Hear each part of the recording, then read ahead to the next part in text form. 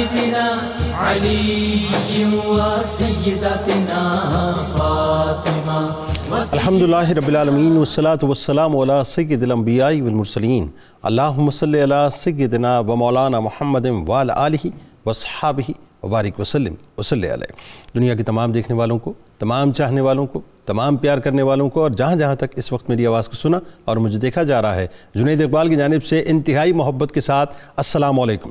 ایک بار پھر ناظرین، آپ کو پر نور صبح نور کے ساتھ میں دل کی گہرائیوں سے خوش آمدید کہتا ہوں. آئیے بلا توقف چلیں گے حضرت ابو انیس محمد برکت علی علیہ رحمہ کی تالیف اسماء النبی کریم صلی اللہ علیہ وآلہ وسلم سے رسول اللہ صلی اللہ علیہ وآلہ وسلم کا ایک اسم مبارک پڑھنے اور سننے کی سعادت حاصل کرتے ہیں. سیدنا العادل صلی اللہ علیہ وآلہ وسلم، ہمارے سردار عدل فرمانے والے، درود و سلام بھیجے اللہ آپ صلی اللہ علیہ وآلہ وسلم پر، آپ صلی اللہ علیہ وآلہ وسلم کی آل پاک پر اور صحابہ کرام رضوان اللہ تعالیٰ علیہم اجمعین پر.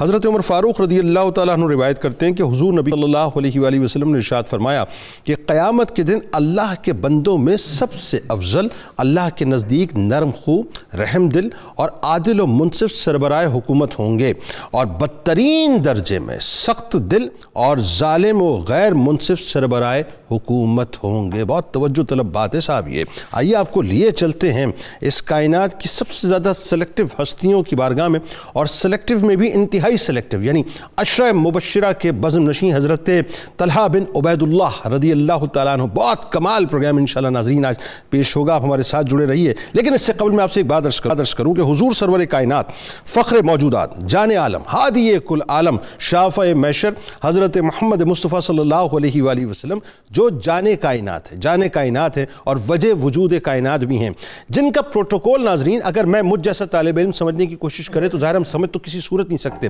لیکن ایک عام سی بات میں عرض کیے دیتا ہوں کہ جن کا پروٹوکول یہی بنتا تھا کہ اس کائنات کی سب سے کمپیٹنٹ، سب سے عظیم، سب سے حسین اور سب سے منفرد ٹیم اللہ تبارک و تعالیٰ آپ کو عطا فرمائے، جو سرور دو جہاں صلی اللہ علیہ وآلہ وسلم کے صحابہ کہلائیں. اسی کمپیٹنٹ ٹیم میں ناظرین، یعنی آپ دیکھ لیجئے کہ ایک نام ہمیں انتہائی ممتاز نظر آتا ہے، اور یہی وجہ ہے کہ اللہ تبارک و تعالیٰ نے ان کو ایسے اصحاب عطا کیے جن پر خود رب کائنات اور محبوب کائنات صلی اللہ علیہ وآلہ وسلم انتہائی نازاں ہیں. وہ اصحاب جن کی شان حضرت جبرائیل علیہ السلام قرآن میں لے کر آئیں، وہ اصحاب جن کی قدر و منزلت کو خود سرور دو جہاں صلی اللہ علیہ وآلہ وسلم یوں بیان فرمائیں کہ میرے صحابہ ستاروں کی مانند ہیں، ان میں سے جس کی بھی اقتداء کرو گے فلاح پا جاؤ گے. وہ نفوس قدسیہ جو خود کو محبوب رب العالمین کی نگاہ فیض سے مستفیض کریں، وہ خوش نصیب ترین ہستیاں جو بارگاہ مصطفیٰ صلی اللہ علیہ وآلہ وسلم میں حاضر باش غلام رہیں، وہ خوش نصیب ہستیاں کہ جن کو مختار کائنات اپنی کن کی کنجی کی زبان مبارک سے جنتی ہونے کا پروانہ عطا فرمائے. انہی خوش نصیب ترین ہستیوں میں ایک ایسی ہستی جن کا تصوری خیالوں کو ناظرین مہکانے لگتا ہے، اور جن کا نام زبان پر آتے ہی زبان پر ایک مٹھاس کا احساس ہونے لگتا ہے، بلکہ یوں کہیے کہ جن کا نام سنتے ہی ایسا لگتا ہے کہ وہ آج بھی پیارے نبی کریم صلی اللہ علیہ وآلہ وسلم کی بارگاہ میں اسی طرح حاضر ہیں جس طرح آج سے 1450 برس پہلے حاضر ہوا کرتے تھے، جو السابقون الاولون کی حسین ترین صف میں کھڑے ہیں اور عشرہ مبشرہ کی اس عظیم ترین بزم میں چمکتے ہوئے نظر آتے ہیں، جن کا تصور ناظرین، یعنی جن کے مقام اور مرتبے کا ہم تصور بھی نہیں کر سکتے. یعنی وہ 10 افراد جن کو سرور دو جہاں صلی اللہ علیہ وآلہ وسلم نام لے لے کر جنتی ہونے کی بشارت عطا فرمائے، جنہیں ساقی کوثر نے نام لے کر جنت میں ان کی منزلیں بتلائیں، اور جو اصحاب شجرہ میں بھی جانثاری کا عہد کرتے ہوئے دکھائی دیتے ہیں، جنہیں ہم مسلمان انتہائی ادب کے ساتھ سیدنا طلحہ بن عبید اللہ رضی اللہ تعالیٰ عنہ کے نام سے یاد کرتے ہیں. ناظرین کرام، حضرت طلحہ بن عبید اللہ رضی اللہ تعالیٰ عنہ نے لڑکپن ہی میں تجارت کے شعبے سے اپنے آپ کو وابستہ کر لیا تھا، یعنی ٹریڈنگ کے شعبے سے آپ جڑ چکے تھے. اللہ تبارک و تعالیٰ نے انہیں نہایت سوال فطرت سے نوازا تھا. آپ رضی اللہ تعالیٰ عنہ وہ ہستی ہیں کہ ایک روایت کے مطابق جن کا شمار ان 8 افراد میں ہوتا ہے کہ جنہوں نے سب سے پہلے اسلام قبول کیا. ذرا صف کو دیکھیے صاحب کی کتنی ممتاز صف ہے. سرور کونین صلی اللہ علیہ وآلہ وسلم نے دعوت حق کا آغاز فرمایا تو اس پر لبیک کہنے والے اولین سید الفطرت اصحاب میں حضرت طلحہ رضی اللہ تعالیٰ عنہ بھی شامل تھے. دین اسلام کی راہ میں اور ابتدائی دور میں آپ بے انتہا تشدد کیے گئے. آسان نہ تھا صاحب کلمہ پڑھنا اس زمانے میں. اگر آپ رضی اللہ تعالیٰ عنہ کی خاندانی سلسلے کو کو دیکھا جائے تو چھٹی پشت پر جا کر حضور نبی کریم صلی اللہ علیہ وآلہ وسلم سے جا ملتا ہے۔ حضرت طلحہ رضی اللہ تعالیٰ عنہ اقلیم سخاوت کے بادشاہ تھے، فقراء و مساکین کے لیے آپ کا دروازہ ہمیشہ کھلا رہتا تھا، کبھی آپ کا ڈور بند نہیں ہوتا تھا۔ سخی ایسے اور سخاوت کو مقبولیت کے اتنے عظیم الشان پر لگے کہ دربار نبوت صلی اللہ علیہ وآلہ وسلم سے غزوہ احد کے دن طلحۃ الخیر کا، غزوہ ذی عشیرہ کے موقع پر طلحۃ الفیاس کا، اور غزوہ حنین یا غزوہ خیبر میں طلحۃ الجود کے القابات سے آپ کو نوازا گیا۔ بنو تیم کے تمام محتاج و تنگ دست خاندانوں کی کفالت کیا کرتے تھے، لڑکیوں اور بیوہ عورتوں کی شادیاں کروایا کرتے تھے۔ یہ بڑا آپ کا پیشن تھا کہ کسی طرح سے لوگوں کے گھر بس جائیں۔ جو لوگ مقروض تھے ان کا قرض آپ اتار دیا کرتے تھے، مانگنے والا مانگتا نہیں تھا، سوال کرنے سے پہلے اس کے سوال کو پورا کر دیا کرتے تھے۔ عجیب رنگ تھا صاحب سخاوت کا کہ جو آتا رات ہی رات میں اللہ کی بارگاہ میں روانہ کر دیا کرتے تھے۔ آپ رضی اللہ تعالیٰ عنہ کو ام المومنین حضرت سیدہ عائشہ صدیقہ سلام اللہ علیہا سے بھی خاص عقیدت تھی اور ان کی بارگاہ میں ہدایے پیش کیا کرتے تھے۔ طلحہ بن عبید اللہ رضی اللہ تعالیٰ عنہ نہایت صالح فطرت اور سعید الفطرت تھے، یعنی غزوہ بدر میں کسی وجہ سے شرکت نہ کرنے کے باوجود سرور دو عالم صلی اللہ علیہ وآلہ وسلم نے مال غنیمت میں حصہ عطا فرمایا کہ تم جہاد کے ثواب سے محروم نہ رہو گے۔ آپ رضی اللہ تعالیٰ عنہ نے غزوہ احد میں فدائیت، جانثاری اور شجاعت کی جو بے مثل و بے مثال جوہر دکھائے، یقیناً تمام اقوام عالم کی تاریخ اس کی نظیر پیش کرنے سے عاجز ہے کہ تمام بدن جو ہے ناظرین زخموں سے چھنی ہو چکا ہے۔ صدیق اکبر رضی اللہ تعالیٰ عنہ نے ان کے زخم پر 70 سے زائد زخم شمار کیے۔ یہ کہہ دینا آسان ہے، اس کو سمجھنا مشکل ہے۔ ایک روایت کے مطابق جسم پر نیزے، تلوار اور تیر کے 80 کے قریب زخم تھے۔ ان کی ایک انگلی بھی شہید ہو گئی تھی، ہاتھ چھل ہو گیا تھا۔ دربار رسالت مآب صلی اللہ علیہ وآلہ وسلم سے اسی جاں بازی کے صلے میں خیر کا لقب آپ کو عطا ہوا۔ حضرت صدیق اکبر رضی اللہ تعالیٰ عنہ فرمایا کرتے تھے کہ یہ دن تو سارا کا سارا طلحہ رضی اللہ تعالیٰ عنہ کا تھا۔ بیت رضوان کے وقت بھی موجود تھے، شرف بیت سے بھی مشرف ہوئے۔ غزوہ احد کے بعد فتح مکہ تک جس قدر غزوات ہوئے سب میں حضرت طلحہ رضی اللہ تعالیٰ عنہ انتہائی نمایاں نظر آتے ہیں۔ غزوہ حنین میں ثابت قدم رہے اور دیگر مہمات میں رہے، اور آخر میں وہی ہوا صاحب کہ آپ نے بھی جام شہادت کو نوش کیا۔ آغاز کرتے ہمارے ساتھ 3 شخصیات اس وقت موجود ہیں، یقیناً کسی تعارف کے محتاج نہیں۔ پہلی شخصیت ممتاز عالم دین ہے، ہمارے بہت ہی قابل احترام بزرگ ہیں جناب پروفیسر محمد سعید احمد خان صاحب تشریف فرمائیں۔ دوسری شخصیت ممتاز اسکالر جناب ڈاکٹر طاہر حمید تنولی صاحب تشریف فرمائیں، اور تیسری شخصیت ممتاز عالم دین جناب پروفیسر بشارت صدیق ہزاروی صاحب تشریف فرمائیں۔ تینوں احباب کو السلام علیکم و خوش آمدید، اور آخر میں انشاءاللہ ملک کے معروف شناخہ جناب صاحبزادہ عثمان الحسنین صدیقی صاحب منقبت کا نذرانہ پیش فرمائیں گے۔ آغاز کرتے ہیں پروفیسر صاحب آپ سے، کیا کمال شخصیت ہیں صاحب حضرت طلحہ بن عبید اللہ رضی اللہ تعالیٰ عنہ۔ آئیے ذرا وہ تعارف جو کہ میرے آپ کے اللہ نے کروایا، وہ تعارف جو میرے آپ کے قرآن نے کرایا، وہ تعارف جو میرے آپ کے رسول صلی اللہ علیہ وسلم نے کروایا، اس تعارف میں حصہ ڈالیے۔ پھر قبول اسلام کا جو واقعہ بڑا حسین ہے، خاص طور پہ جو سیدنا صدیق اکبر رضی اللہ تعالیٰ عنہ کا جو کردار ہے، یعنی اس کردار پہ بھی بات ہونی چاہیے صاحب کہ اسلام کی اس عمارت میں کتنا بڑا کردار سیدنا صدیق اکبر رضی اللہ تعالیٰ عنہ کا ابتدا سے لے کے انتہا تک رہا ہے، بتائیے ذرا۔ بسم اللہ الرحمن الرحیم، اللہم صلی علی محمد وعلی آل محمد واصحاب محمد وبارک وسلم۔ بہت شکریہ محترم جنید اقبال صاحب۔ آج ہم اپنے جن محسنین کا نام اپنی زبان پر لا رہے ہیں، ان کے نام پر بھی رب کریم ہمیں اسی طرح اجر عطا کرتا ہے جس طرح ہم قرآن کی آیات تلاوت کرتے ہیں۔ سبحان اللہ۔ یہ وہ مقدس لوگ ہیں جن کی بدولت آج ہم صفحہ ارضی پر اپنے آپ کو مسلمان کہلانے کے قابل ہیں۔ سیدنا حضرت طلحہ بن عبید اللہ رضی اللہ عنہ، سب سے پہلی بات تو ان کے بارے میں یہ عرض کروں گا کہ رسول اکرم رحمت عالم صلی اللہ علیہ وسلم نے صلح حدیبیہ کے موقع پر ان نفوس قدسیہ کو مخاطب کر کے فرمایا کہ انتم خیر اہل الارض، اے حدیبیہ والو تم زمین والوں میں سب سے بہتر ہو۔ اللہ اکبر۔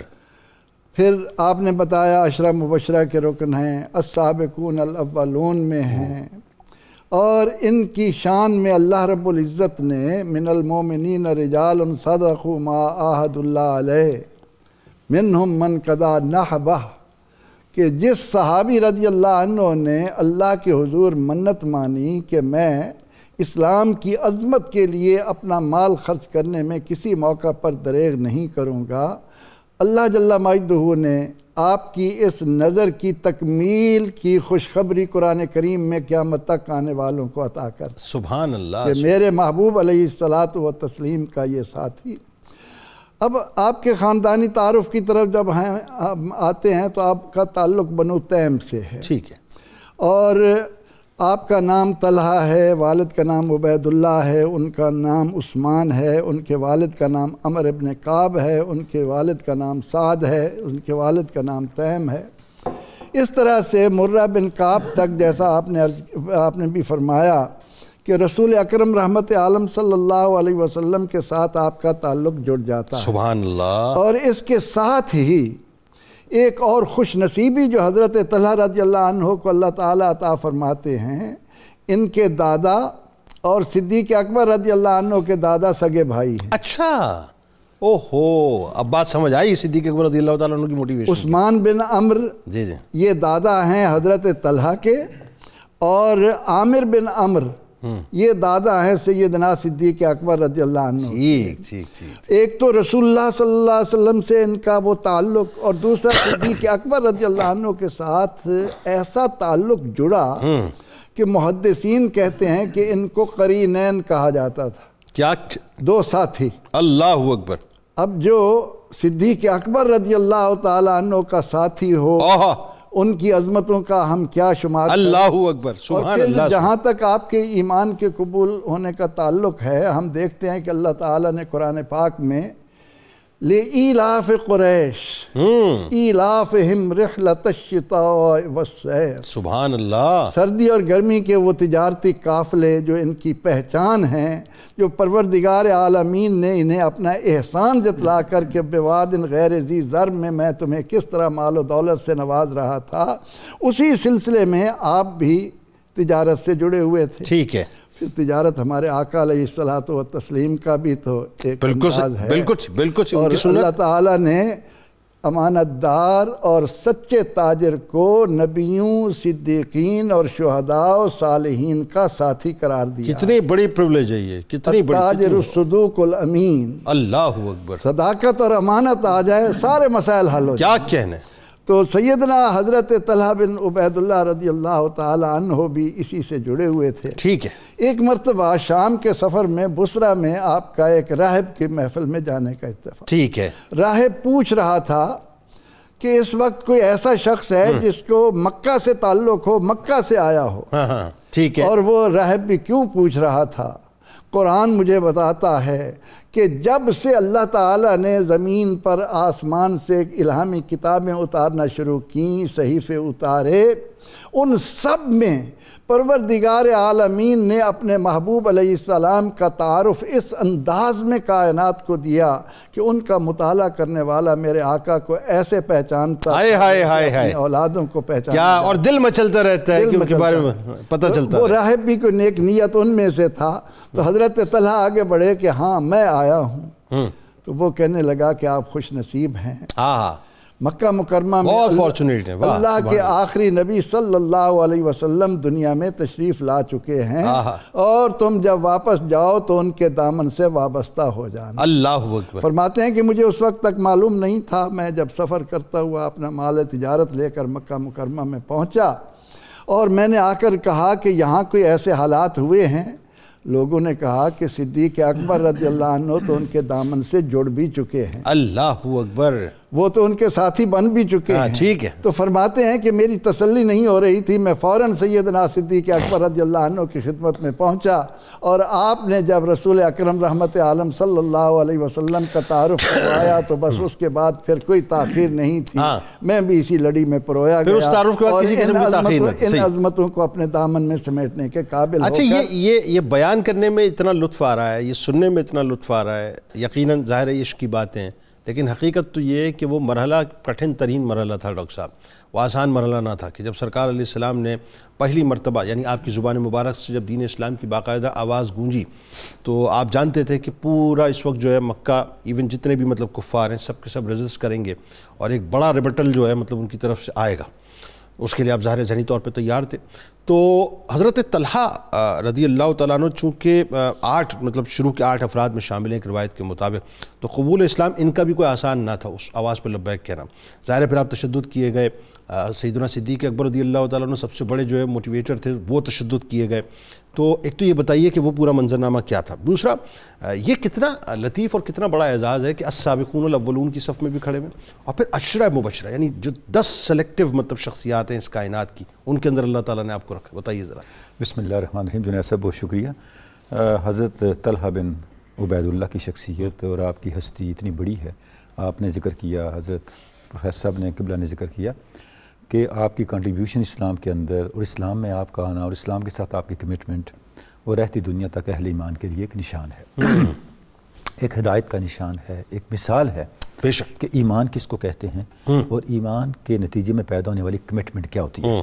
دیکھیں قرآن مجید نے جب صحابہ کرام کا تعارف کروایا تو ارشاد ہوا محمد رسول اللہ والذین معہ اشداء علی الکفار ورحماء بینہم. اچھا, اگر آپ حضرت طلحہ کی شخصیت کو دیکھیں تو آپ کو اس آیہ مبارکہ کا مظہر یہ شخصیت نظر آئے گی پہلے دن سے. یعنی پہلے تو ہے محمد رسول اللہ والذین معہ, جو آپ کے ساتھ جڑ گئے. اب ایسے جڑے کہ جڑنے کے بعد جتنی بھی مشکلات آئیں آپ کے پاؤں میں پائے اس ثبات میں تزلزل نہیں آیا. ٹھیک ہے, جب آپ نے ایمان قبول فرمایا حضرت سیدنا ابوبکر صدیق کے ساتھ, چونکہ خاندان تو ایک ہی تھا نا, جیسے پروفیسر نے بھی بتا دیا, دونوں کے دادا آپس میں بھائی تھے. بالکل صحیح. تو آپ کے اوپر اتنا ظلم کیا گیا کہ نوفل بن خویلد نے آپ دونوں کو رسیوں سے باندھ دیا. اچھا, اس کے بعد ہی آپ کا نام قرینین پڑا کہ دونوں کے ایک رسی سے باندھا گیا تھا, دونوں ساتھی قرار پائے نا ایمان کے اندر. اور اتنا تشدد ہوا. ایک صحابی حضرت مسعود بن حراش بتاتے ہیں کہ میں صفا اور مروہ کے درمیان جو ہے وہ کر رہا تھا, طواف اور سعی میں تھا, تو میں نے یہ دیکھا کہ ایک صاحب ہیں جن کے ہاتھ بندھے ہوئے ہیں اور ان پہ تشدد کیا جا رہا ہے, ان کے پیچھے بڑے لوگ چل رہے ہیں, اور ایک خاتون بھی ہیں جو ان کو برا بلا کہتی جا رہی ہے. میں نے پوچھا یہ کون ہے, بتانے والوں نے بتایا یہ حضرت طلحہ ہیں جنہوں نے اسلام قبول کر لیا. اچھا, ان کے جو لوگ تھے انہوں نے کہا کہ یہ بے دین ہو گئے ہیں, جو پیچھے لوگ تھے انہوں نے کہا یہ بے دین ہو گئے, جو والدہ نے اس وقت تک اسلام قبول نہیں کیا تھا. اچھا, آپ دیکھیں پھر آپ کی برکت سے آپ کی والدہ کو بھی ایمان کی سعادت نصیب ہوئی, انہوں نے بھی اسلام قبول کیا. تو یہ جو استقامت تھی آپ کی ایمان کے اندر, پھر آپ پہلی فرسٹ ڈے ہم دیکھتے ہیں کہ وہ استقامت مسلسل نظر آتی ہے. آگے چل کر کے جتنی آپ نے کفار پہ شدت کے والے سے کمٹمنٹ شو کی اور جتنی اہل ایمان کے ساتھ رحم اور اہل ایمان کے ساتھ اس نے سلوک کے والے سے آپ صلی اللہ علیہ وسلم کے لیے قربانیاں دینے کے والے سے کمٹمنٹ آپ نے بیان کی, اپنی دکھائی, اس کی کوئی مثال ہمیں بعد کی دنیا میں نہیں ملتی. اچھا, اسی وجہ سے جو رسیوں سے باندھ کے آپ کو تشدد کیا گیا تو آپ کو جو ہے قرینین کہا جاتا ہے, صدیق اکبر رضی اللہ تعالیٰ عنہ حضرت طلحہ کو دونوں کو, یعنی ایک رسی سے باندھ دیا گیا تھا نا, ساتھی تھی, تو ساتھی اس کو بن گئے. پھر وہ ہوتا یہ ہے کہ ایک مثال بن جاتی ہے ایک سوسائٹی کے اندر. وہ سوسائٹی ایسی تھی جس میں کوئی مثال بن گئی پھر وہ لقب بن جاتا تھا. جی جی. اچھا, وہ بھی ہمارے لیے میں سمجھتا ہوں ایک ڈیوائن ارینجمنٹ تھی کہ ہمیں بعد میں یہ چیزیں یاد رہیں. اب قرینین ایک لفظ بن گیا, اب پورا واقعہ بتانے کی ضرورت نہیں ہے, قرینین کہتے ہی پورا واقعہ ذہن میں آ جائے گا. ان دونوں ہستیوں نے اسلام قبول کرنے کے بعد کن مشکلات کو برداشت کیا.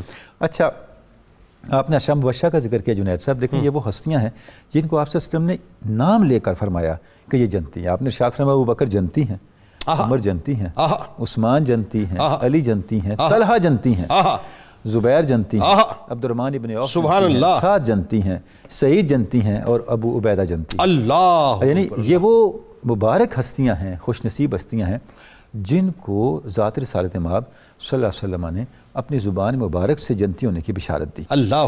اور اچھا, ایمان کے فروغ کے لیے, اہل ایمان کو آگے تقویت دینے کے لیے ہم دیکھتے ہیں کہ حضرت طلحہ کی زندگی میں ہمیں کئی واقعات ملتے ہیں. یعنی جہاں کہیں اسلام کو فروغ دینے کے لیے کسی کاوش کی ضرورت ہوئی, بدنی کاوش, لوگوں کو ترغیب دینا دین کی طرف, لوگوں کو دین میں لانے کے لیے موٹیویٹ کرنا, مال خرچ کرنا, یہ سارے اقدامات ہم دیکھتے ہیں کہ حضرت طلحہ کی ذات پاک کے اندر ہمیں نظر آتے ہیں. سبحان اللہ. اچھا, اب صحابہ کہتے ہیں کہ آپ صلی اللہ علیہ وسلم کے ساتھ محبت کا یہ عالم تھا, جب ہم طلحہ کی مجلس میں بیٹھے, بخاری شریف کے اندر ہے, بیٹھے, ہم نے طلحہ سے کوئی حدیث نہیں سنی سوائے احد کے دن کے حضور کے ساتھ ان کے تعلق اور محبت کے واقعات کے. اللہ. یعنی وہ جو تذکرے تھے جن کا تعلق حضور کے ساتھ فدائیت کے حوالے سے تھا, وہ تذکرے ان کی زندگی میں ہمیشہ تازہ رہے. اللہ. ان کی اپنی ہستی بھی اس کی مدد تھی, یعنی کیا قربانیاں تھیں ان کی. اور یہی ابھی آپ نے بھی بتایا جو 3 القاب سے آپ سے ان کو عطا کیے، یہ القاب کیا تھے؟ یہ القاب ایک پورا کریکٹر بیان کرتے ہیں آپ کا، بالکل ٹھیک، کہ آپ خیر کا، جود و سخا کا، قربانیوں کا اور وفا کا پیکر تھے۔ اور وہ جو اوصاف حسنہ تھے حضرت طلحہ کے، وہ ہر قدم پہ ہمیں نکھرتے ہوئے نظر آتے ہیں، اور پتہ چلتا ہے کہ کیا ان کی فدائیت تھی آپ صلی اللہ علیہ وسلم کے حوالے سے اور اہل ایمان کے حوالے سے۔ اچھا، حضرت کعب ابن مالک کا ایک بیان کرتے ہیں کہ جب غزوہ تبوک میں وہ نہ جا سکے تو آپ جانتے ہیں کہ اس کے بعد جو 3 صحابہ غزوہ تبوک میں شامل نہیں ہو سکے تھے، ان کے لیے ایک توبہ کا معاملہ آ گیا، اور حتیٰ کہ پوری سوسائٹی جو تھی ان سے آئسولیٹ ہو گئی، چونکہ آپ صلی اللہ علیہ وسلم نے ان کی توبہ کو قبول کرنے کے لیے اللہ کے حکم کا انتظار فرمایا۔ 50 دن تک مدینہ طیبہ کا کوئی بندہ ان لوگوں سے کلام نہیں کرتا تھا تینوں سے۔ اچھا، حضرت کعب فرماتے ہیں میں 50واں دن تھا، اپنے گھر کی چھت پہ تھا اور بہت ڈپریس تھا، کیونکہ میرے گھر والے ساتھی کوئی بھی مجھ سے کلام نہیں کرتا تھا۔ میں نے صبح کی نماز کے بعد صدا سنی کہ کعب مبارک ہو، تمہاری توبہ قبول ہو گئی ہے۔ میں بھاگتا ہوا گیا، بڑی تفصیلات ہیں۔ جب مسجد نبوی میں پہنچا، پہلی شخصیت، صحابہ سارے بیٹھے تھے، پہلی شخصیت جس نے مجھے ویلکم کیا کھڑے ہو کے، وہ طلحہ تھے۔ اللہ اکبر۔ کہتے ہیں یہ طلحہ کا وہ احسان ہے کہ کوئی جرت نہیں کر رہا تھا، کیونکہ حالت ہی ہو چکی تھی، اور مجھے پکڑ کے حضور کی بارگاہ میں کہتے ہیں کہ یہ وہ طلحہ کا احسان ہے جو میں کبھی نہیں بھلا سکتا۔ یہ طلحہ کا صرف احسان نہیں تھا، یہ سیدنا طلحہ کا جذبہ تھا کہ حضور کی بارگاہ سے کوئی دور ہے تو اس کو حضور کی بارگاہ کے قریب کیا جائے۔ کیسی بات، چاہے وہ کفر میں ہے تو ایمان میں لایا جائے، اور دارہ ایمان میں ہے تو اس میں مزید کمٹمنٹ کی طرف آگے بڑھایا جائے۔ یہ جو کریکٹر ہے صحابہ کا، سبحان اللہ، یہ رحمہ بینہم ہے جو سورہ فتح میں رحمہ بینہم یہ ہے۔ یہ اچھا، اس میں ڈاکٹر صاحب وہی بات آ گئی نا کہ بات کو آگے بڑھاتے ہیں کہ یہ جذبہ آپ دیکھیں دنیا کے کسی اور شعبے میں آپ کو نہیں ملے گا۔ یہ جو سوچ ہے، جو اپروچ ہے، جو نظریہ ہے، یہ آپ کو، یہ احساس آپ کو کہیں اور نہیں، یہ صرف دین اسلام سے ہی جڑے ہوئے شخص سے جو اللہ اور اس کے رسول کے لیے محبت کرتا ہوگا، پیورٹی آپ کو، ٹرانسپیرنسی آپ کو وہی نظر آئے گی۔ اچھا ذرا یہ بتائیے، حضرت طلحہ بن عبید اللہ رضی اللہ تعالیٰ عنہ ابتدائے اسلام میں ظاہر ہے آپ داخل اسلام ہوئے، اور اس وقت جو ہے وہ جتنا آپ پہ جبر و تشدد کیا گیا، اور اس کے بعد آپ کی جان نثاری جو ہے وہ بڑھتی چلی گئی۔ قرآنی آیات کی روشنی میں میرا خیال ہے تمام سننے والے سمجھنا چاہیں گے کہ سرکار علیہ السلام نے جو آپ کو بشارت دی، پھر بدر و احد، اور خاص طور پر جو دیگر جنگوں میں آپ کی کمال بہادری رہی۔ احد تو آپ ہی کا تھا، احد کا دن آپ کا تھا، بتائیے ذرا۔ بسم اللہ الرحمن الرحیم، والصلاة والسلام علی سید الانبیاء والمرسلین۔ جنید بھائی، جماعت صحابہ جو انتخاب خداوندی ہے اور ہر گلے را رنگ و بوئے دیگر است، جماعت صحابہ میں ہر پھول کی اپنی خوشبو اور اپنا رنگ ہے، اور جماعت صحابہ کا یہ کمال بھی ہے کہ جس صحابی کی سیرت اور کردار کو پڑھا جائے تو ذہن میں یہ سوال ابھرتا ہے کہ اس سے بڑھ کے بھی کوئی اور ہوگا جو شان اللہ نے اس کو عطا کی ہیں۔ حضرت طلحہ بن عبید اللہ رضی اللہ تعالیٰ عنہ کو نبی علیہ السلام نے کئی مرتبہ جنت کی بشارت دی۔ سورہ احزاب کی آیت جب اتری، من المؤمنین رجال صدقوا ما عاہدوا اللہ علیہ فمنہم من قضی نحبہ، کہ مومنوں میں سے کچھ لوگ وہ ہیں جنہوں نے اللہ تعالیٰ کے ساتھ کیا ہوا اپنا وعدہ پورا کیا اور اپنی منتوں کو پورا کیا۔ یہ قرآن مجید کی آیت جن لوگوں کے بارے میں اتری، حضرت طلحہ بن عبید اللہ رضی اللہ تعالیٰ عنہ ان میں شامل ہیں، اور نبی علیہ السلام نے ان کا نام لے کر فرمایا کہ یہ ہیں وہ جن کے بارے میں قرآن کی آیت اتری ہے۔ آپ چلتے ہوئے تشریف لا رہے ہیں۔ ایک عرابی مسجد نبی میں حاضر ہوئے اور انہوں نے نبی علیہ السلام سے یہی سوال کیا کہ یہ آیت جن کے بارے میں اتری ہے ان کا مصداق کون ہے؟ دوسری مرتبہ پھر سوال کیا، آقا کریم صلی اللہ علیہ وسلم نے خاموشی اختیار فرمائی۔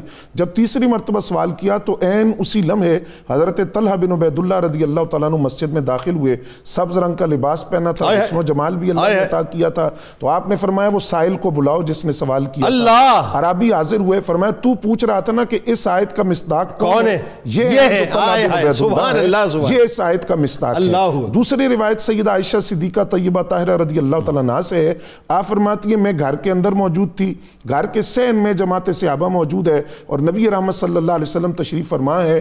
گفتگو کے دوران حضرت طلحہ بن عبید اللہ رضی اللہ تعالیٰ عنہ مجلس میں حاضر ہوئے تو سرکار نے گفتگو روک کر صحابہ سے فرمایا کہ یہ ہیں وہ جن کے بارے میں قرآن کہتا ہے کہ انہوں نے اپنی منتوں کو پورا کر دیا ہے، اللہ سے کیے ہوئے اپنے وعدوں کو پورا کر دیا ہے۔ پھر حضرت طلحہ بن عبید اللہ رضی اللہ تعالیٰ عنہ وہ ہستی ہیں کہ آپ شام میں تھے، غزوہ بدر کے اندر جو تاریخ اسلام کا پہلا مارکہ تھا اس میں آپ شرکت نہ کر سکے. یہ جو قرآن کی سورہ احزاب کی آیت ہے اس کا پس منظر بھی وہ ہے کہ جو بدر کے اندر شریک نہ ہو سکے انہوں نے یہ منت مانی تھی کہ اب موقع میسر آیا تو اپنی فداکاری اور جانثاری کا مظاہرہ ضرور کریں گے اور جام شہادت ضرور نوش کریں گے, اور انہی میں حضرت طلحہ بن عبید اللہ شامل تھے. لیکن جب آپ حاضر ہوئے تو نبی علیہ السلام سے عرض کیا حضور میں بدر میں شریک نہیں ہو سکا, تو نبی علیہ السلام نے نہ صرف مال غنیمت میں سے حصہ دیا, یہ بھی فرمایا کہ طلحہ تم شریک تو نہیں ہو سکے لیکن بدری صحابہ کو جو اجر ملے گا اللہ وہی اجر تمہیں بھی عطا فرمائے گا.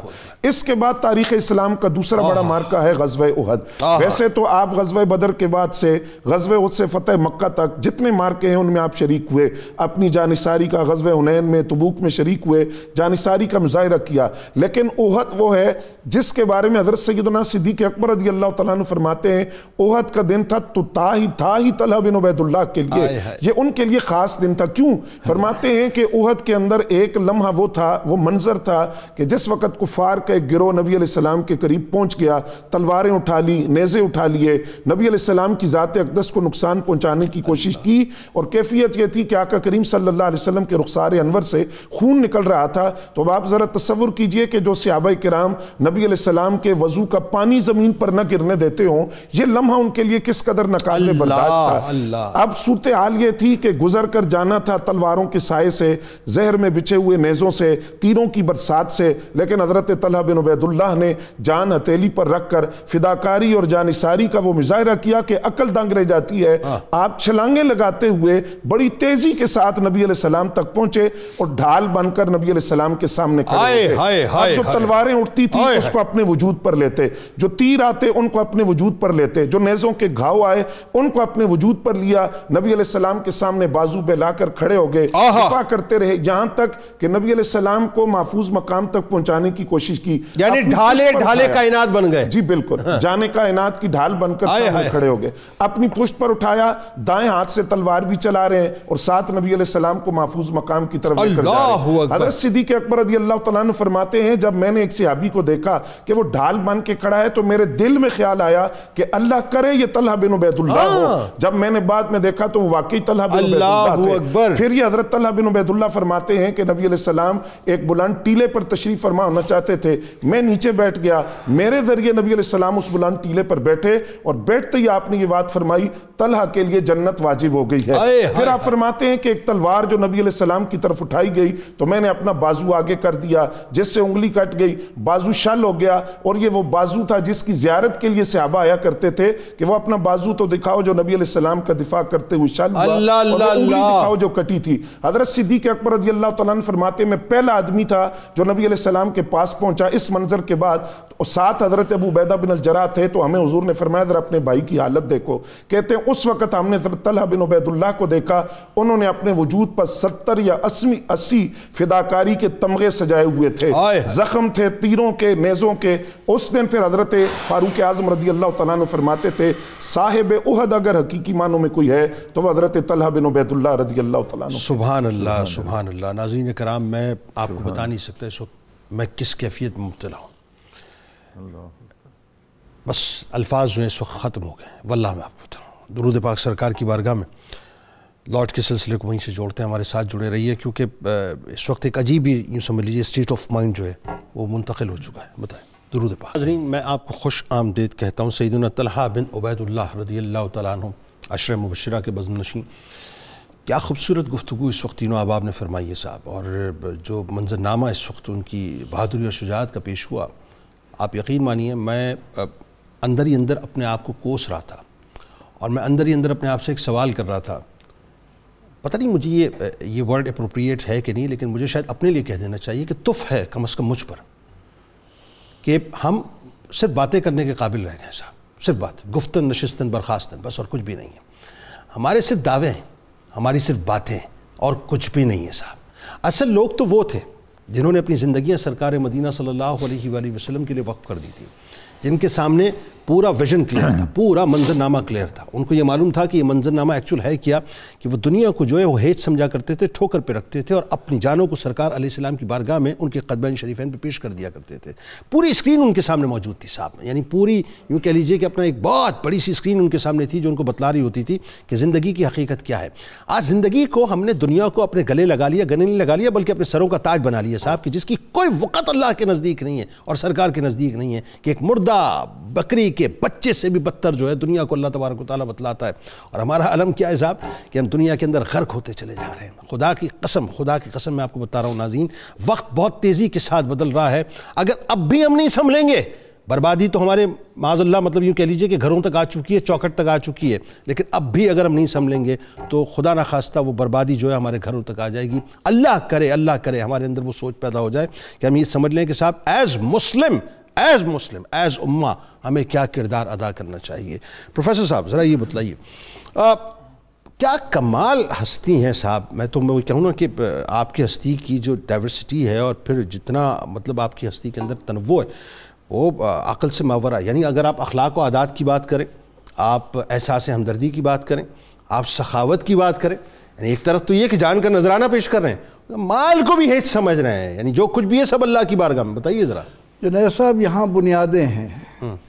حضور نبی اکرم رحمت عالم صلی اللہ تعالی علیہ وسلم نے فرمایا کہ راس الحکمت مخافت اللہ، دانائی کی بنیاد، دانائی کی اصل اللہ کا خوف ہے.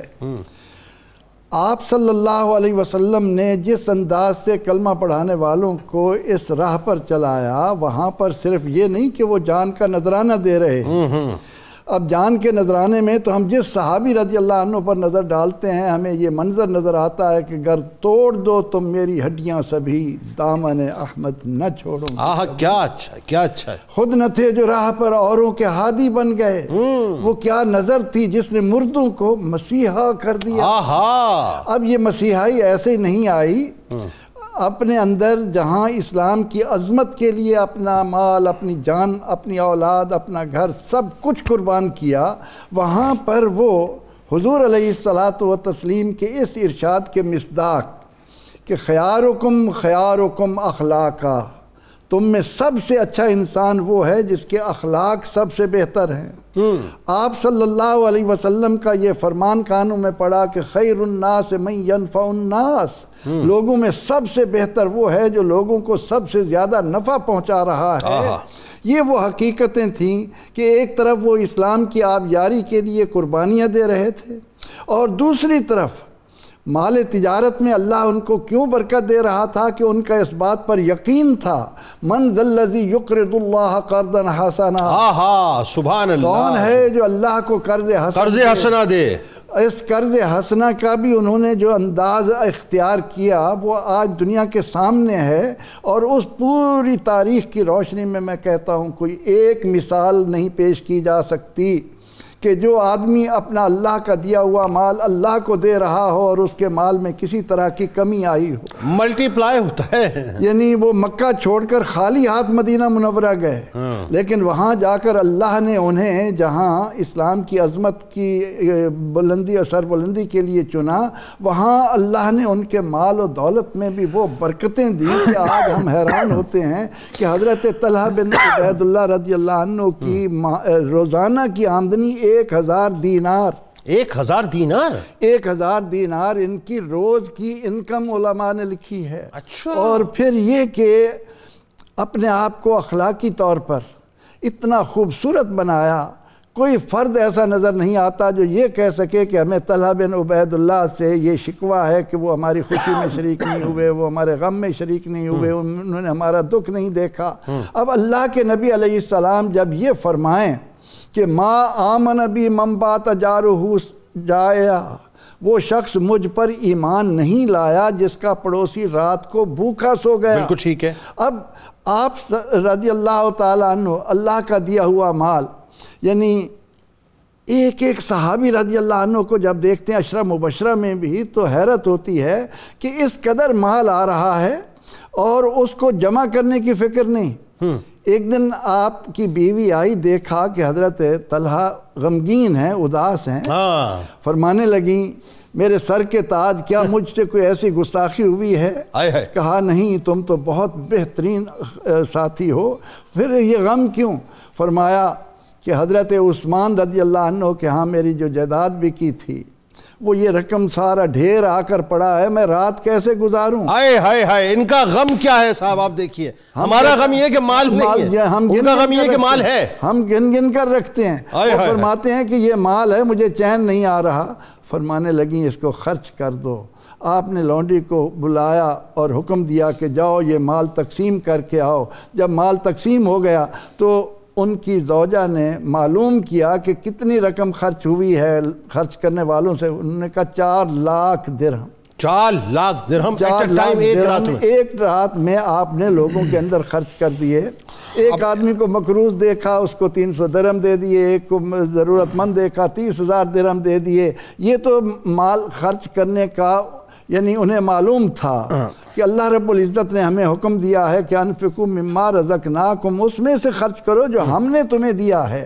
جب ان کو یہ یقین کامل ہو گیا کہ خالی ہاتھ آئے خالی ہاتھ جانا ہے، تو انہوں نے نہ صرف یہ کہ اپنی زبان سے اپنے اعضاء سے لوگوں کے ساتھ حسن معاشرت کو اپنایا اور بیواؤں کی شادیاں کی، سارے رفائی کاموں میں بھی بڑھ چڑھ کر حصہ لیا، لیکن کبھی دولت سے پیار نہیں کیا۔ اللہ اکبر۔ کہ معاشرے کے اندر غریب اور نادار لوگ کسی طرح سے بھی کسی تکلیف میں مبتلا نہ ہوں، جس کے ان کے بارے میں سب سے جو بڑی خوبی علماء نے بیان کی ہے، بن مانگے دیتے تھے۔ اللہ اکبر۔ یعنی آپ اندازہ کیجئے، بن مانگے دیتے تھے۔ اور یہ جو آپ نے 4 لاکھ درہم کی بات کی، میں بھی اس کو کیلکولیٹ کر رہا تھا، if I am not wrong 531 روپے کا ایک درہم بنتا ہے، اور میں نے اس کو ابھی کیلکولیٹ کیا تو میرا کیلکولیٹر یہ بتا رہا ہے، اس کو ذرا کیلکولیٹ ناظرین آپ بھی کر لیجئے گا، 21 کروڑ روپے بنتے ہیں ایک رات میں 21 کروڑ روپے اللہ کی بارگاہ میں۔ اور فکر یہ ہے کہ 21 کروڑ روپے میرے پاس پڑے ہوئے کیوں ہیں، یہ ابھی تک اللہ کی بارگاہ میں چلے کیوں نہیں گئے؟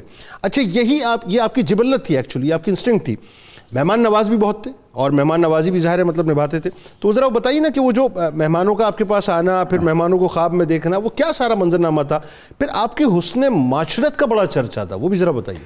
جی بالکل، ہم نے جو آپ کے کردار کے جس پہلو پہ بات کی ہے، یہ اس نے معاشرت ہی کی ایک عکاسی ہے کہ حضرت طلحہ اپنی خوشیوں میں لوگوں کو شریک کرتے تھے اور لوگوں کے غموں میں خود شریک ہوتے تھے۔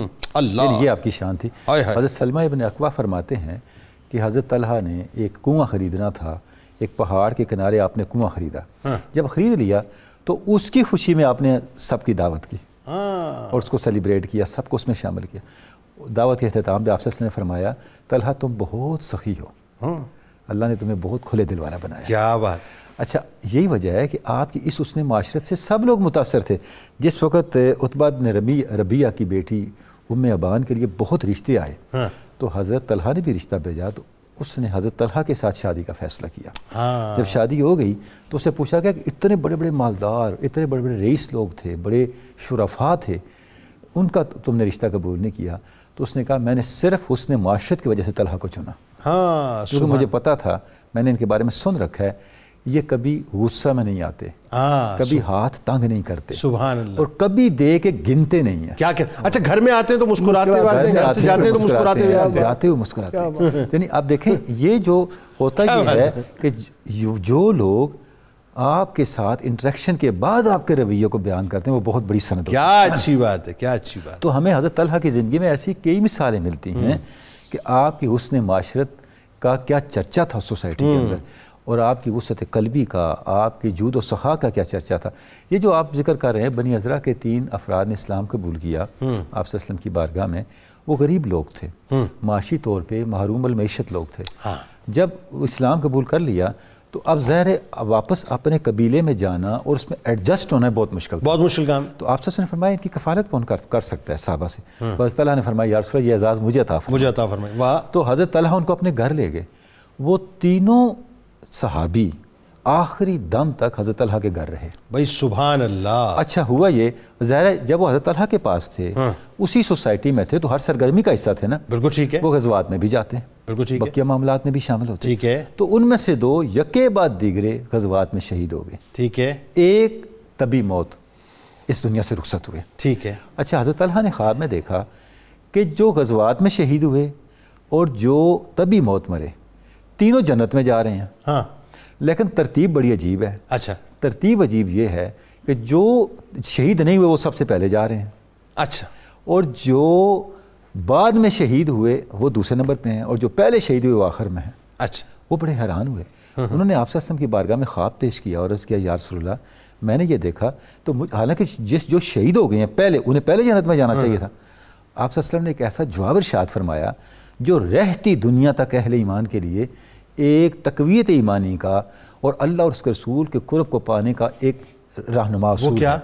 آپ نے ارشاد فرمایا طلحہ بات یہ ہے وہ شخص پہلے جنت میں گیا جس کو اللہ کی عبادت کے لیے زیادہ وقت ملا. سبحان اللہ سبحان اللہ. آپ دیکھیں کیسی بات ہے, یعنی جو طبی موت جس کا آخر میں انتقال وہ اسے وقت زیادہ ملا, جو شہید بعد میں ہو اس کو بھی وقت زیادہ ملا, جو شہید پہلے ہوا اس کو وقت تھوڑا ملا. اس کا مطلب یہ جو اللہ نے ہمیں زندگی دے رکھی ہے چاہے شہادت کی صلاحیت سعادت ملے یا نہ ملے, ہر لمحہ آپ اللہ کی اطاعت کے ذریعے اللہ کے قرب کی طرف بڑھ سکتے ہیں. یعنی نیکی کی صلاحیت تو موجود ہے نا, شہادت کی صلاحیت سب سے بڑی جو نعمت ہے وہ وقت ہے. وقت ہے اس کو جس کا کوئی بدل نہیں ہے, اس کو یوٹیلائز پازیٹیو اس سے یوٹیلائز کرنا. یعنی دیکھیں یہ پوری حدیث ہمیں ٹائم مینجمنٹ بتاتی ہے. بالکل صحیح. ٹائم کی ویلیو کیا ہے وہ بتاتی ہے ہمیں. بہت اچھی. اور یہ بات ہے کہ ہمیں وقت ضائع نہیں کرنا. یعنی میں عموماً لوگوں کو دیکھتا ہوں کہ صاحب یہ سوشل میڈیا کے اوپر جو ہے وہ اپنا اللہ معاف کرے گالی گلوچ کی مطلب جو ہے وہ اپنا ویڈیوز اپنی ڈال رہے ہوتے ہیں, برہنہ ویڈیوز ڈال رہے ہوتے ہیں صرف چند لائکس کے لیے. بابا بات یہ ہے کہ وہاں سے ڈس لائک ہو گئے تو کیا کریں گے. بات یہ وہاں کے لائکس چاہیے نا, تو وہاں کے لائکس کے لیے صبح شام لگے رہو تو کتنی اچھی بات ہے, اور وہاں کی فالوئنگ چاہیے نا. اصل تو بات یہ ہے. آخر میں ذرا یہ بتائیے آپ کے دیگر فضائل کے بارے میں بھی ضرور مطلب ہمیں بتائیں, اور خاص طور پہ آپ کی جو اولاد ہیں, آپ کی ازواج ہیں, اور آپ کی مرویات کے بارے میں بھی بتائیں. اور پھر ظاہر آخر میں الٹیمیٹ وہی بات ہے, شہادت ہے مطلوب و مقصود مومن. بتائیے.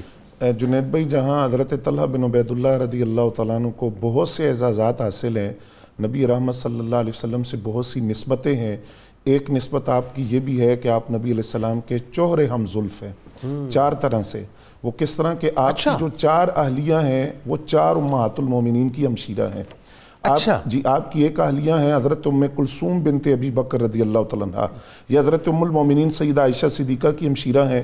آپ کی ایک اہلیہ ہیں فاریہ بنت ابو سفیان, یہ حضرت ام حبیبہ کی بہن ہیں. آپ کی ایک اہلیہ ہیں حضرت حمنہ بنت جہش, یہ حضرت سیدہ زینب بنت جہش کی ہمشیرہ ہیں. اور آپ کی ایک اہلیہ ہیں رقیہ بنت ابو امیہ, یہ حضرت ام سلمہ رضی اللہ تعالیٰ عنہ. اللہ اکبر. یعنی 4 طرح سے آپ ہم زلف ہیں نبی علیہ السلام کے.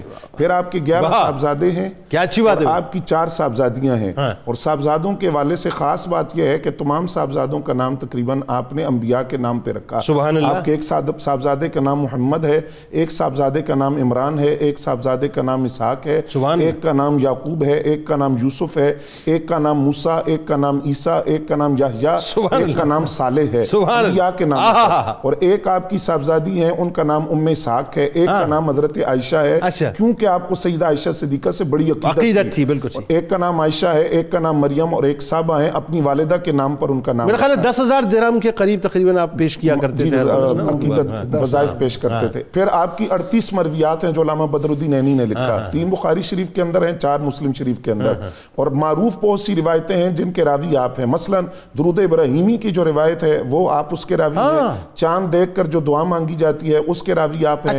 کلمہ طیبہ نزا میں پڑھنا اور پھر قیامت کے دن اس کے بدلے نور نصیب ہونا, یہ آپ کی مرویات میں سے ہے. آپ کی جو شہادت ہے وہ گھٹنے میں تیر لگنے کی وجہ سے ہوئی, لیکن حضرت جابر بن عبداللہ رضی اللہ تعالیٰ عنہ فرماتے ہیں میں نے نبی اکرم صلی اللہ علیہ وسلم کو سنا, آپ نے فرمایا جو جنت میں جو دنیا کے اندر چلتا پھرتا شہید دیکھنا چاہتا ہو طلحہ بن عبید اللہ کو دیکھے. یہ آپ نے خبر دی تھی. گھٹنے میں آپ کو تیر لگا تھا جس سے آپ کی شہادت ہوئی. وہ لوگوں نے نکالنے کی کوشش کی تو ایک جملہ آپ نے بڑا خوبصورت بولا, فرمایا اس تیر کو رہنے دو, یہ اللہ کے تیروں میں سے ایک تیر ہے. یعنی تقدیر الہی یہ تھی کہ میری شہادت اس طرح ہونی ہے, تو اس کو چھوڑ دو. جب آپ کی شہادت ہو گئی تو حضرت مولا علی المرتضیٰ شیر خدا رضی اللہ تعالیٰ عنہ آپ کو دیکھنے کے لیے آئے. انہوں نے آپ کی داڑھی سے اور چہرے سے گرد کو صاف کیا اور اس قدر رقت طاری تھی, آپ نے فرمایا کہ کاش یہ دن دیکھنے سے پہلے میں دنیا سے چلا جاتا. یہ مولا کائنات کا جملہ. بالکل مولا کائنات شہادت کا جملہ حضرت طلحہ بن عبید اللہ کے ساتھ آپ کی محبت. شہادت کے بعد جب آپ کی تدفین ہو گئی تو وہ ایسی جگہ تھی جو نشیب کے اندر تھی, وہاں آپ کی تدفین کی گئی. جب بارش ہوتی تو وہ قبر پانی میں ڈوب جاتی. آپ نے متعدد مرتبہ ایک شخص کو خواب میں آ کر حکم دیا کہ میری قبر کا مقام تبدیل کر دیا جائے. اس نے یہ بات جا کر حضرت عبداللہ ابن عباس رضی اللہ تعالیٰ عنہ کو بتائی. آپ نے 10,000 دینار میں ایک مکان خریدا, صحابی کا مکان, اور اس مکان کے اندر حضرت طلحہ بن عبید اللہ رضی اللہ تعالیٰ عنہ کی قبر کو بنایا گیا.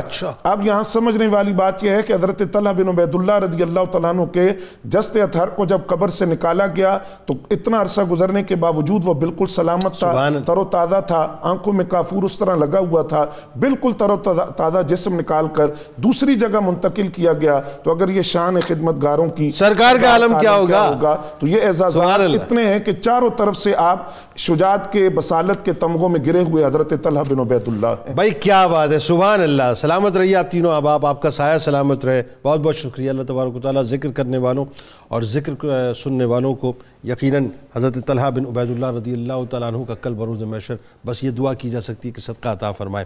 کتاب الشفا کی جانب چلتے ہیں. روحانی ترقی کا وظیفہ آپ کو بتلاتے ہیں. جو شخص ہر فرض نماز کے بعد 11 بار سورہ فاتحہ کی تلاوت کا معمول بناتا ہے تو اسے روحانی ترقی نصیب ہوتی ہے اور اس کا دل عبادت الہی کی طرف مشغول ہوتا ہے. ام القرآن صاحب ضرور سورہ فاتحہ کو اپنا کے رکھیے. حضرت صدیق اکبر رضی اللہ تعالیٰ عنہ کا قول مبارک ہے کہ ہم نے بزرگی تقوی میں, بے نیازی یقین میں اور عزت تواضع میں دیکھی ہے. روزنامہ 92 نیوز میں آج مضمون ضرور پڑھیے گا صاحب حضرت طلحہ بن عبید اللہ رضی اللہ تعالیٰ عنہ کے حوالے سے. ٹویٹر پہ ہمیں فالو کر لیجئے, فیس بک پیج کو لائک کر لیجئے, یوٹیوب چینل کو سبسکرائب کر کے بیل آئیکن کو ضرور کلک کر لیجئے. آپ وہاں موجود ہیں, ہم یہاں موجود ہیں, مل کے نعرہ لگائیں گے. لیکن اس سے پہلے ملک کے معروف شناخت جناب صاحبزادہ عثمان الحسین صدیقی صاحب ہمارے ساتھ موجود ہیں. آپ کو خوش آمدید. السلام علیکم. منقبت کا نذرانہ پیش کروائیں گے. ذرا روح سے تجدید عہد وفا. لا یؤمن احدکم حتی اکون احب الیہ من والدہ وولدہ والناس اجمعین. اللہ تعالیٰ آپ کا, ہمارا, ہم سب کا, پاکستان کا اور امت مسلمہ کا حامی و ناصر ہو. آمین. پاکستان کا مطلب کیا؟ لا الہ الا اللہ محمد رسول اللہ صلی اللہ علیہ وسلم.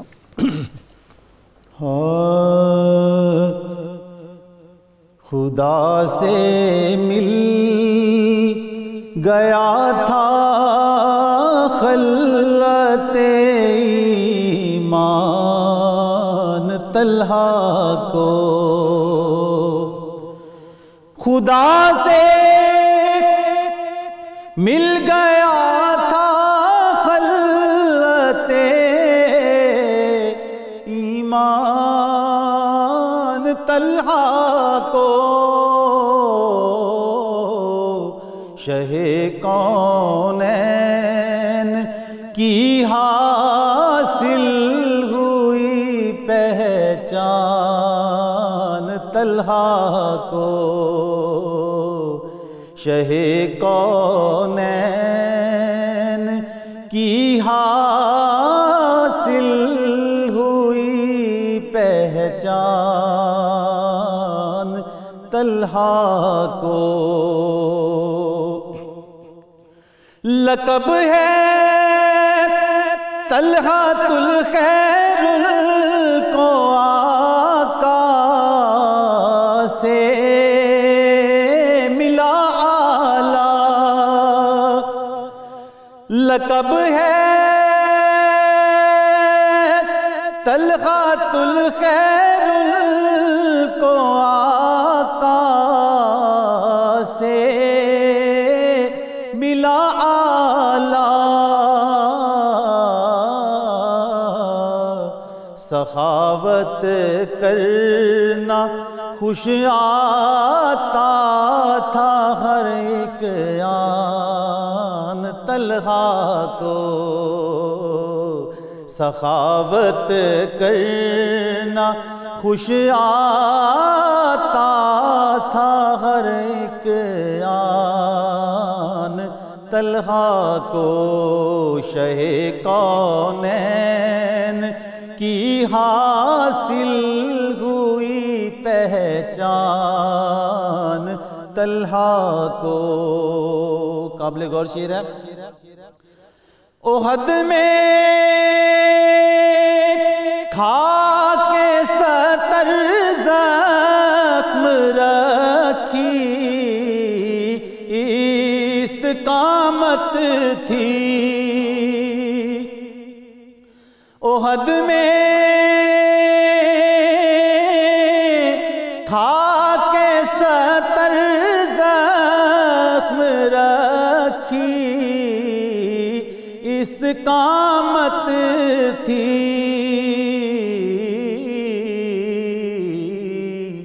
نبی کی جان سے کب اپنی تھی پیاری جان طلحہ کو نبی کی جان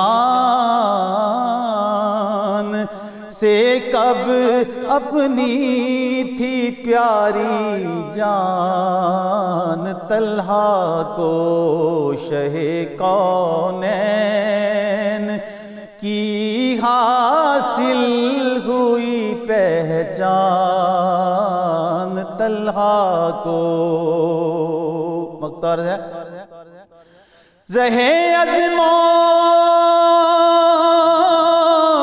عزیمت کے مسافر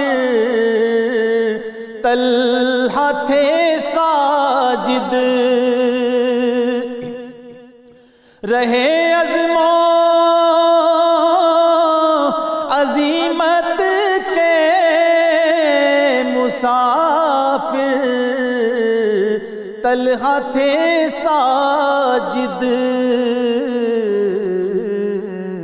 عطا حق نے کیا تھا جذبہ کان طلحہ کو عطا حق نے کیا تھا جذبہ کان طلحہ کو شہ کونین کی حاصل ہوئی پہچان طلحہ کو خدا سے مل گیا تھا خلعت ایمان طلحہ